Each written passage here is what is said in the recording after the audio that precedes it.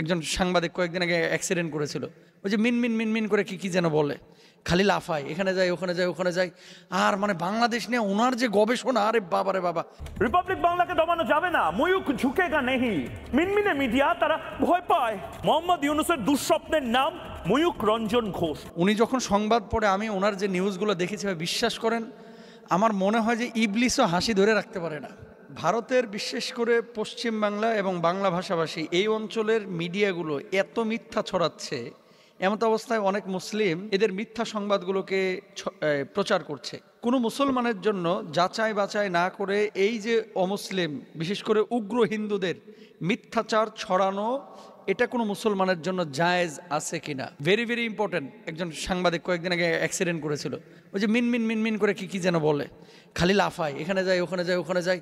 আর মানে বাংলাদেশ নিয়ে ওনার যে গবেষণা, আরে বাবা রে বাবা। এদেশে আসলে উনি যখন সংবাদ পড়ে আমি ওনার যে নিউজগুলো দেখেছি, বিশ্বাস করেন আমার মনে হয় যে ইবলিসও হাসি ধরে রাখতে পারে না। ওনার নিউজ দেখে ইবলিসও মনে হয় হাসে।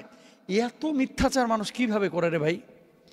মানে মিথ্যাচারের তো একটা লিমিট থাকা উচিত। মানুষ মিথ্যা বলে, এই বেটা মনে হয় মিথ্যার ওপরে পিএইচডি করছে কলকাতা বিশ্ববিদ্যালয় থেকে।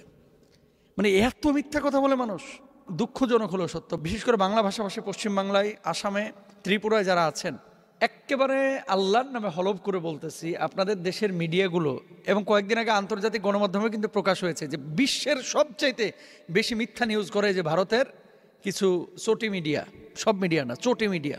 যাচাই বাছাই ছাড়া এরা প্রোপাগান্ডা ছড়াইতে, ধোঁকাবাজি করতে ওরা এক্সপার্ট। এবিপি আনন্দ আরেকটা নিউজ মিডিয়া, ওরে ভাই আজকে দেখলাম নিউজ করছে যে বাংলাদেশে নাকি হিন্দুরা বাইর হইতে পারতেছে না। আরে বদমাশের দল, আমাদের মাহফিলে হিন্দুরা এসে বসে থাকে, আইসা দেখ। কালকে রাত্রেও আমার যেখানে মাহফিল ছিল, এখানে এই এলাকার মধ্যে মুসলমান যদি থাকে 20 জন, হিন্দু আছে 80 জন। মানে হিন্দু এলাকার পাশেই মুসলমানদের মাহফিল। লালমনিরহাটে একটা মাহফিল করলাম এই 4-5 দিন আগে, দেখলাম যে মসজিদের সামনেই একেবারে মন্দির, মানে হিসাব করলে মসজিদ এবং মন্দিরের বারান্দা একই রকম। সেখানে হিন্দুরা এসে সেলফি তুলতেছে মাহফিলের মধ্যে। আর তোরা নিউজ করতেছিস যে বাংলাদেশে মুসলমানদের এই মানে মুসলমানদের এই পরিবেশে হিন্দুরা নাকি বাড়িতে বাইরে হইতে পারতেছে না। মানে কত বড় জঘন্য মিথ্যাচার মানুষ। আচ্ছা, হিন্দু ধর্মে কি এগুলো আছে? হিন্দু ধর্মে কি এগুলো আছে যে এরকম মিথ্যাচার করা?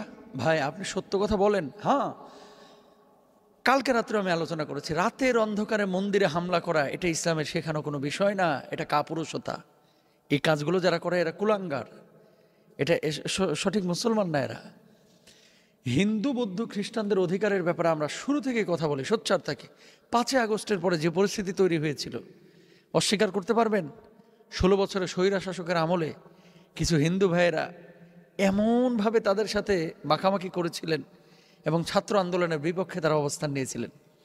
5ই আগস্টের আগে যদি যে ক্ষোভ জন্মেছিল, 5ই আগস্টের পরে মাদ্রাসার ছাত্ররা, হুজুররা যদি মন্দিরগুলো পাহারা না দিতেন, হয়তোবা যারা দুষ্কৃতিকারী এরা হয়তোবা সমস্ত ধর্মের এই যে উপাসনালয়গুলোকে ধ্বংস করে দিত। সেটা করেন নাই। সাইফুল ইসলাম আরিফ ভাইকে হত্যা করা হয়েছে। যেই ধরনের রিয়াকশন বা রিয়্যাক্ট আসার কথা ছিল, যদি রিয়্যাক্ট করা হতো কি হতো? বাংলাদেশে রক্তের বন্যা বয়ে যেত। ওই যে ফরিদপুরে 2 জন মাদ্রাসার ছাত্র মানে শ্রমিক, এদেরকে হত্যা করা হয়েছে। মানে প্রথমে ছিল মাদ্রাসার ছাত্র, পরবর্তীতে রাজমিস্ত্রির কাজ করত, মুসলমানকে সন্দেহ করে হত্যা করে ফেলা হয়েছে। তদন্ত করে বের হলো যে আসলে ওরা মন্দিরে হামলা করেনি, মূর্তিতে হামলা করে নাই। কিছুদিন পরপর দেখবেন মাঝে মাঝে নিউজ হচ্ছে যে অমুক দলের লিডাররা মন্দিরে রাতের অন্ধকারে হামলা করেছে। এরা পরিস্থিতি ঘোলাটে করার জন্য নিজেরা ওই যে আগে বাংলা সিনেমায় আপনারা দেখতেন না ছোটবেলায়, যে পরিবারের সদস্য আরেকজনকে খুন করে ফেলাইতেছে আরেকজনকে ফাঁসানোর জন্য। আমরা গোয়েন্দা সিরিজে এরকম পড়েছি যে নিজের কাছের মানুষটাকে শেষ করে ফেলতেছে আরেকজনকে ফাঁসানোর জন্য। এমন ঘটনা কিন্তু বাংলাদেশে ঘটেছে। তো আপনারা এই যে নিউজগুলো যারা ছড়াচ্ছেন, আপনারা কি দেখেছেন যে কখনো ওরা এসে এখানে তদন্ত করতেছে? এই যে আমাদের সমাবেশগুলো, পল্টন বলেন, বড় বড় কনফারেন্সগুলোতে একজন হিন্দু সাংবাদিক আপনারা দেখেছেন? মানে ভারতের কোনো চ্যানেলের, এরা সাংবাদিক থাকে না, আসেও না, কিন্তু নিউজ কেমনে পায়?